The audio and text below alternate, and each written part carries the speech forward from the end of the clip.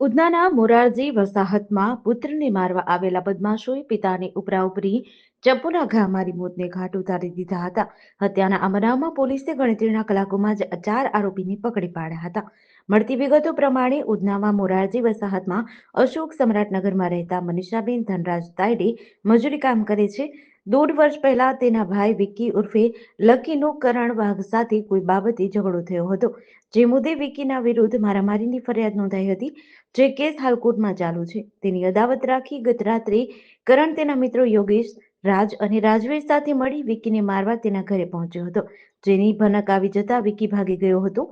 બીજી તરફ મહોલ્લામાં બૂમાબૂમ થતા મનીષા અને તેના માતા પિતા બહાર આવ્યા હતા. તે વખતે કરણ અને મંડળીએ ધનરાજ સાથે ગાળાગાળી કરી અને બાદમાં કરણ અને યોગેશે ચપ્પુના ઘા ઉપરાઉપરી મારી દીધા હતા. ત્યારે ગંભીર ઈજાના કારણે 60 વર્ષીય ધનરાજભાઈનું મોત થયું હતું. ઉધના પોલીસે હત્યાનો ગુનો નોંધી ગણતરીના કલાકોમાં જ આરોપી યોગેશ સંજય નગરાડે, કરણ ઉર્ફે દીપક ગણેશ વાઘ, વિશાલ ઉર્ફે રાજ ગણેશ વાઘ અને રાજવીર સંજય નગરાડેની ધરપકડ કરી હતી.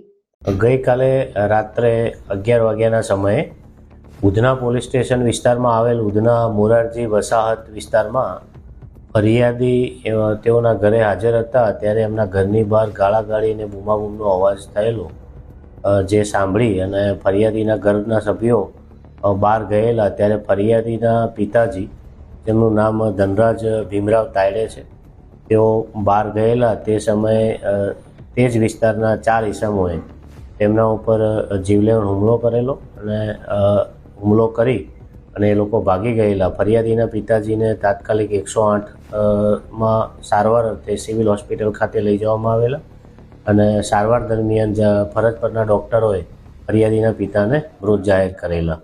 જે અનુસંધાને ઉધના પોલીસ દ્વારા ગુનાની તપાસ હાથ ધરવામાં આવેલી. સ્થળ ઉપર પહોંચી જતા સમગ્ર બનાવની હકીકત જાણી અને તાત્કાલિક 4 આરોપીઓને ઉધના પોલીસ દ્વારા ગણતરીના સમયમાં હસ્તગત કરવામાં આવેલા છે. જીડીસી ન્યૂઝ સાથે સુનિલ ગાંજાવાલા, સુરત.